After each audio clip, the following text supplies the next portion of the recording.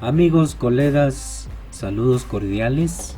Bienvenidos a nuestro nuevo canal, a su canal El Higienista. Canal que tratará temáticas, técnicas, metodologías sobre prevención de riesgos laborales. No se olviden, pueden suscribirse dando clic en la campanita para recibir infinitas notificaciones de este y nuevos videos que vayamos ejecutando. En esta oportunidad vamos a tratar los factores de riesgo físico. Empecemos. Factores de riesgo físico. ¿Qué son los agentes físicos? Ahí tenemos una fotografía, ¿no es cierto?, muy llamativa. ¿Qué representa esta fotografía? Son formas de energía, ¿no? Energía presente en el ambiente, capaz de interactuar con la materia para producir diferentes cambios sobre esta, ¿sí? Modificaciones sustanciales hasta cambios momentáneos de su estado como tal, ¿sí? La exposición a estos factores de riesgo viene determinada por la presencia de la gente en el lugar de trabajo, en el ambiente de trabajo como tal, y también por el contacto que tiene el trabajador con este ambiente, ¿cierto? Para calificar un riesgo físico se deben valorar conjuntamente la probabilidad y la severidad o consecuencia del mismo en el momento que se materializa. La gravedad del riesgo físico depende de las condiciones individuales del trabajador expuesto y también de la caracterización de la exposición, ¿cierto? Todo lo que es tiempo, emisión de la gente, controles, barreras, usos de EPP, entre otros factores que pueden caracterizar la exposición de diferente manera. Ahora bien, ¿cuáles son los agentes físicos? Vamos a ver cuáles son. El ruido, ¿cierto? Algo molestoso, fastidioso que nos irrita a veces. Las radiaciones, todo lo que nos puede causar daño o alguna consecuencia bastante grave en nuestras células, ¿cierto? Temperaturas extremas, trabajos que se pueden desempeñar tanto a bajas o altas temperaturas. Vibraciones, todos los trabajos en temas de construcción que puedan generar a través del uso de máquinas o en industrias donde tengamos este factor de riesgo. Presiones anormales, trabajos en los cuales la presión atmosférica varía o la presión a nivel termal. Iluminación deficiente, trabajos desempeñados sin tener una iluminación adecuada que nos permita trabajar de manera segura. Vamos a analizar cada uno de ellos. ¿Qué es el ruido? Ahí tenemos una fotografía, una representación gráfica de cómo se manifiesta el ruido, ¿cierto? A través de ondas como tal, ¿sí? Una definición muy seria de ruido es todo sonido peligroso, molesto, inútil o desagradable, lo que hablábamos al inicio, entendiéndose como un sonido el fenómeno físico que provoca las sensaciones propias del sentido humano de la audición, ¿cierto? El sonido es el que estimula los sentidos del ser humano y es lo que podemos escuchar, todas las ondas transmitidas a través del aire. Desde el punto de vista físico, ¿no es cierto?, el ruido consiste en variaciones de la presión atmosférica que se transmiten con una determinada frecuencia, ¿sí?, y una determinada amplitud a través de un medio, en este caso el aire. En nuestro caso, resultan perceptibles por el órgano auditivo, ¿cierto?, el oído como tal. Se propagan o su propagación de energía mecánica en forma de frentes sucesivos, ¿no es cierto?, de sobrepresiones. Este tipo de energía se conoce como energía sonora. El siguiente agente físico es las vibraciones. Aquí tenemos una representación gráfica de cómo se manifiestan las vibraciones, dibujos de esquemas que nos facilitan el entendimiento de este concepto. ¿Qué es una vibración? Es un movimiento de un cuerpo sólido, ¿cierto?, alrededor de su posición de equilibrio sobre su eje, sin que exista desplazamiento neto del objeto que vibra, ¿sí?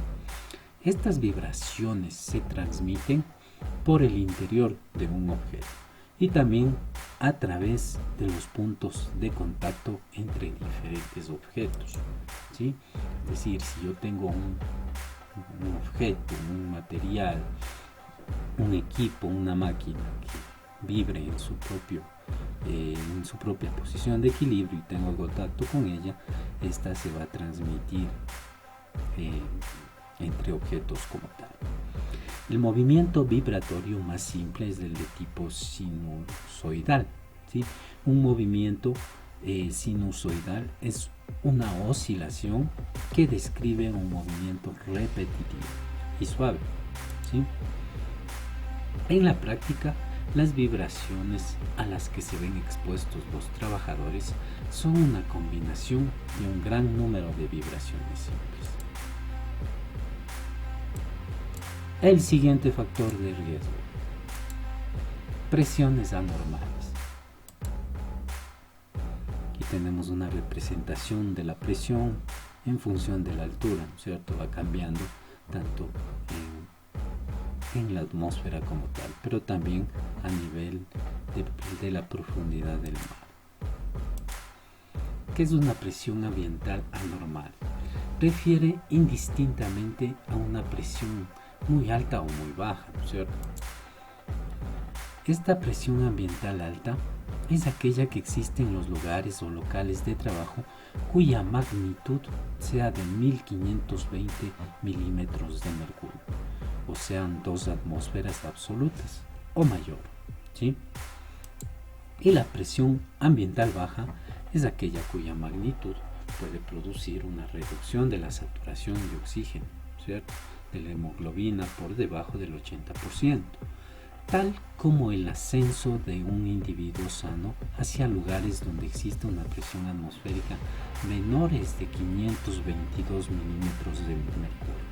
Estamos hablando de altitudes mayores a 3.000 metros sobre el nivel del mar, para que entendamos los dos conceptos de presión ambiental alta o presión ambiental baja, definidas como presiones anormales. Siguiente factor de riesgo: las radiaciones. Representación de la radiación ionizante y su paso a través de los diferentes materiales. ¿Pero qué es la radiación? Es la emisión, propagación y transferencia de la energía en cualquier medio en forma de ondas electromagnéticas o partículas, ¿sí?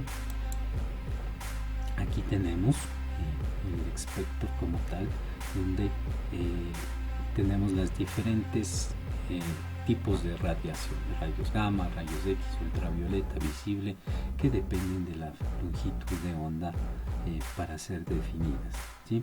Aquí tenemos algunos ejemplos, por ejemplo, en tema de radios en edificios, tema de rayos gamma, núcleos atómicos, y la frecuencia con la que se transmiten o propagan, ¿sí? También están asociadas con la temperatura como tal. Cuanto mayor es la frecuencia, esto que visualizamos aquí, de la radiación electromagnética, mayor será su energía, ¿cierto? Aquí tenemos poca energía en las ondas de radio, y en las ondas de rayos gamma, rayos X, tenemos energía más alta, ¿cierto? Las ondas o radiaciones electromagnéticas se pueden clasificar en función de su energía, ¿cierto? Vamos a ver cómo se clasifica. Radiaciones ionizantes tienen energía suficiente para producir la ionización de los átomos de la materia que atraviesan. en nuestro caso en el cuerpo humano, producen la ionización de los átomos en las células como tal, ¿sí? Ejemplo, rayos X.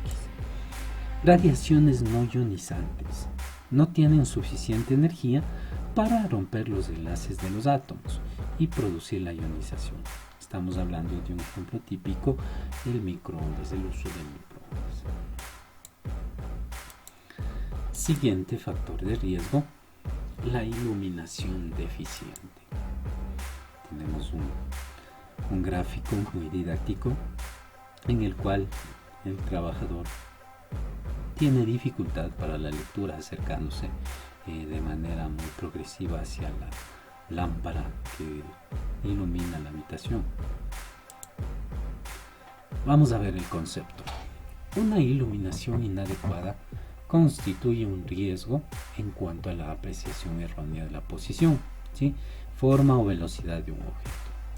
Puede provocar errores y accidentes debido en la mayoría de casos a la falta de visibilidad y deslumbramiento incluso, ¿sí? Entonces, si hablamos de iluminación deficiente, estamos hablando de estos conceptos como tal. Puede provocar la aparición de fatiga visual y otros trastornos de tipo visual y oculares. Es necesario, por tanto, realizar un acondicionamiento de la iluminación en los puestos de trabajo para favorecer una mejor percepción visual, ¿cierto?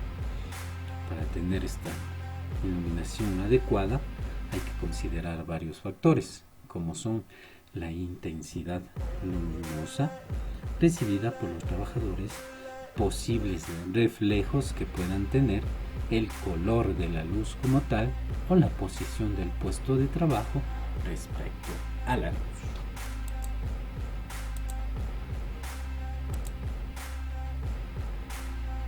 Vamos al siguiente factor de riesgo, temperaturas extremas.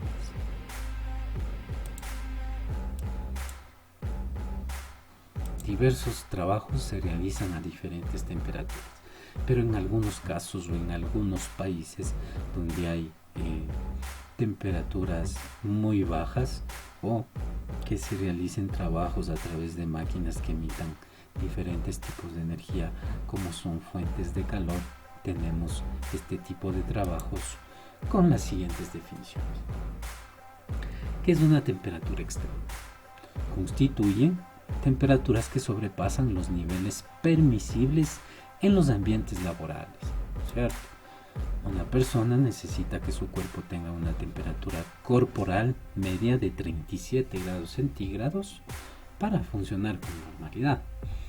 Cuando el ambiente exterior es restrictivo, induce al cuerpo a subir cierto tipo de estrés. A este estrés lo llamamos estrés térmico y puede variar a esta temperatura, ¿sí? En los casos, por ejemplo, de mucho calor, se produce una hipertermia o golpe de calor, mientras que en los casos de frío extremo puede ocasionar una hipotermia, un término muy conocido sobre todo para personas que ascienden en las montañas. El estrés térmico, que lo topamos en el término, es la sensación de malestar que provoca permanecer mucho tiempo a una temperatura sea muy alta o sea muy baja, que es a la que se somete nuestro cuerpo, o a un esfuerzo extra para mantener nuestra temperatura interna. Muchas gracias, mis amigos. Nos veremos en un futuro video con nuevos conceptos en su canal Eligionista. Hasta una nueva oportunidad.